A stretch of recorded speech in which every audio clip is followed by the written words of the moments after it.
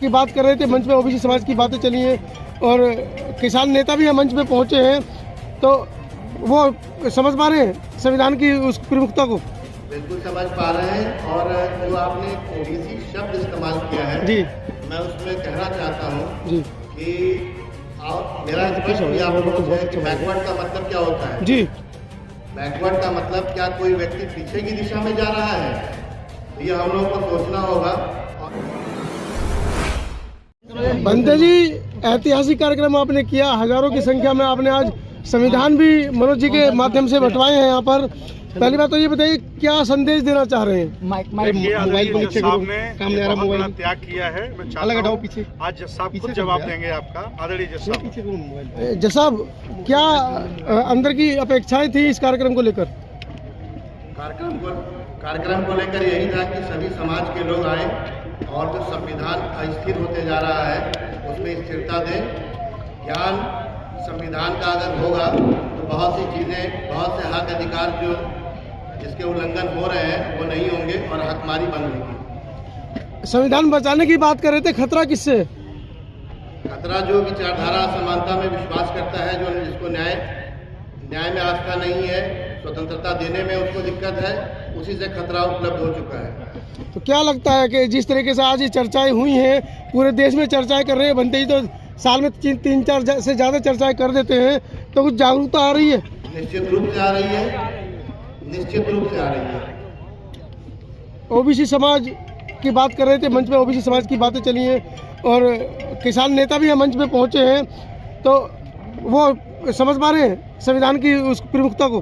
बिल्कुल समझ पा रहे हैं। और जो आपने ओबीसी शब्द इस्तेमाल किया है जी, मैं उसमें कहना चाहता हूँ जी कि मेरा स्पष्ट भी आप लोगों को है कि बैकवर्ड का मतलब क्या होता है। जी, बैकवर्ड का मतलब क्या कोई व्यक्ति पीछे की दिशा में जा रहा है, तो ये हम लोगों को सोचना होगा और इन सब शब्दों से ऊपर निकल के जाना होगा।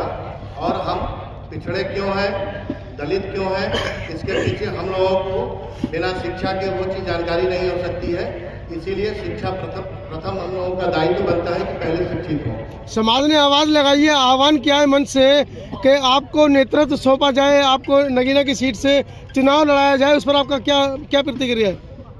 अभी उसके बारे में बहुत कुछ सोचा नहीं गया है। नहीं, मतलब समाज चाहता है कि आप चुनाव लड़ें, तो स्वीकृति है आपकी? इसके बारे में बाद में विचार किया जाएगा। जैसे कि आप चुनाव लड़े, यदि ईवीएम से चुनाव हुआ, इसके बारे में क्या कहना?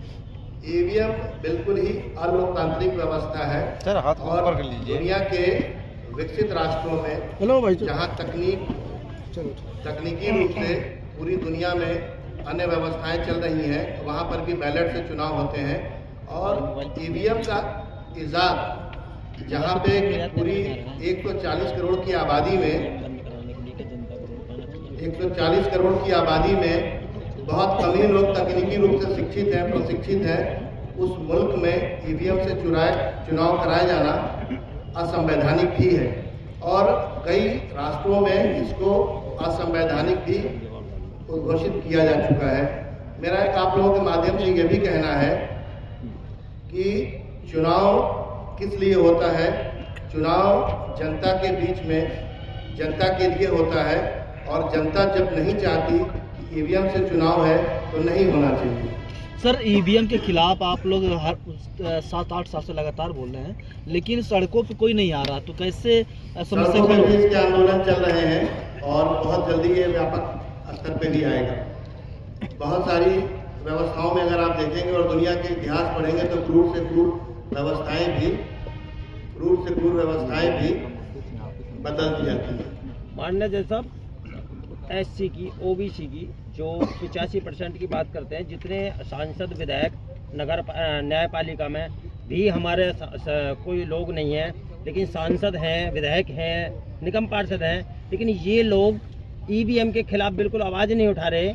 लेकिन जो आज ईवीएम की जो डिमांड है कि ईवीएम बंद होना चाहिए, तो जनता ही जनार्दन होती है, तो क्या ये मैसेज नहीं देना चाहिए किसी को कि जनता रोड पे आए पूरे भारतवर्ष की, और एक दिन के लिए भारत बंद किया जाए, भारत बंद करके ईवीएम को बंद कराने का काम किया जाए? निश्चित रूप से अभी कई वक्ताओं ने कहा है इस बाबत कि जनता ही इसकी निदान करेगी।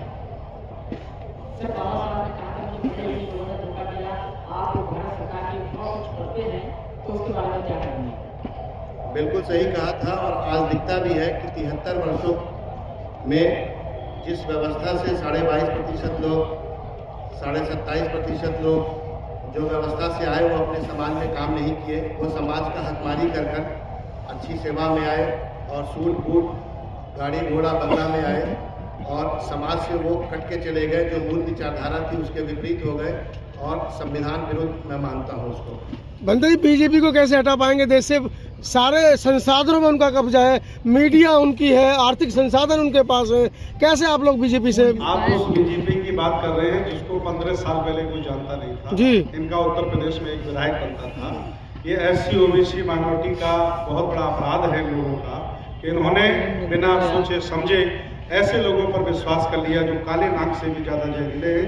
ये समझना होगा SC OBC को, अगर इन्होंने नहीं समझा तो आने वाली इनकी नस्लें उनके काले जहर से बच जाएंगी, कोई बचाने वाला नहीं। बनते जी उनके पास EVM के साथ धर्म भी है और जो हिंदुत्व के नाम से वोट इकट्ठा होके सभी 85% डाइवर्ट हो जाता है। तो सर कैसे बनते जी ये चुनाव जीत सकते हैं? देखिए, जो विपक्षी राजनीतिक पार्टियां हैं उनके लिए बहुत बड़ा चिंता का विषय है। मैं उनका सहयोगी हो सकता हूं, मैं उनका वोटर हो सकता हूं। बनते जी धर्म का काट क्या धर्म से ही हो सकता है? नहीं, बिल्कुल लोगों को जागरूक किया जाए। देखिए लोकतंत्र में जागरूकता से बड़ा कोई हथियार नहीं है। अगर आप लोगों को जागरूक नहीं कर सकते हैं तो वो हमेशा गुलाम बनाए रखना चाहेंगे वो लोग जो शासक बने बैठे हैं। तो मेरा काम है संविधान के प्रति जागरूक करना, मेरा काम है लोकतंत्र के प्रति जागरूक करना। और जज साहब का जो सवाल है कि अगर 10,000 की नौकरी के लिए 15,000 की नौकरी के लिए लोग इस देश में भटक रहे हैं, लेकिन एक ऐसा व्यक्ति जो 2.5 लाख का वेतन अपना छोड़ दे रहा है, जरूर कोई बात है। मैंने जज साहब से व्यक्तिगत पूछा कितना बड़ा निर्णय आपने क्यों लिया, तो उन्होंने कहा कि मैं हाई कोर्ट का जज भी हो जाऊंगा लेकिन मैं बाबा साहब का ऋण नहीं उतार पाऊंगा जो उनकी वजह से मुझे जज बनने का अधिकार मिला है। और भाजपा ने न्याय व्यवस्था को खोखला कर दिया है। मैं जज रह करके भी न्याय नहीं कर सकता हूं, इसलिए मैं बड़ा निर्णय लूंगा और रोड पर सुख दुख में SC OBC माइनॉरिटी के लिए और उन सवर्णों के साथ भी खड़ा रहूंगा जो संविधानवादी हैं, मानवतावादी हैं। ये इन्होंने निर्णय लिया और हमने भी ये मन बनाया, हम सब लोगों ने मन बनाया कि ऐसे व्यक्ति का साथ दिया जाए जो एक वंचित असहाय कमजोर परिवार में पैदा हुआ, बाबा साहब का संविधान पाकर जज बना और आज उन्होंने ये महत्वपूर्ण महत्व समझा कि हम बाबा साहब के पे बैक टू सोसाइटी के लिए कुछ कर नहीं पा रहे हैं, तो हम सब लोगों ने भी दायित्व समझा कि इनका साथ दिया जाए। और ये पहला कार्यक्रम है, मैं आपको फिर बुलाऊंगा, बार बार बुलाऊंगा और अकेला नगीना नहीं, हमें कम से कम 300 MP बुद्ध फुले साहू अम्बेडकर की विचारधारा के बनाने पड़ेंगे, तब ये भारत बाबा साहब का भारत बनेगा। अकेले नगीना से काम चलने वाला नहीं है। बंदे चलते चलते जनता से अपील। जनता से मेरी यही अपील है कि वो विज्ञानवादी बने, तर्कवादी बने, व्यक्ति की गुलाम ना बने। बहुजन समाज के लोग अगर व्यक्ति के गुलाम ना बनते तो आज ये आश्रम हमारा नहीं होता। हमें विचारधारा का साथ देना चाहिए।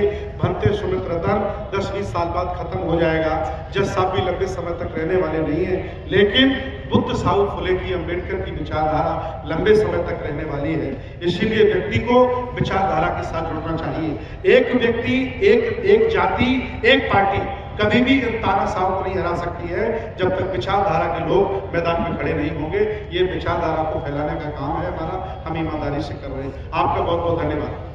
एक सवाल जैसा बीजेपी सरकार किसी ने हर व्यक्ति को, चाहे वो सुप्रीम कोर्ट के जज हो, कोई ना कोई आरोप लगा के जेल में भेजने का काम जवाब बताती है, तो आपको डर लगता है नहीं लगता है? नहीं, कतई डर नहीं लगता। डर आंतरिक मामला है, डर का अंदर से मामला है, डर का बाहर से कोई लेना देना नहीं है।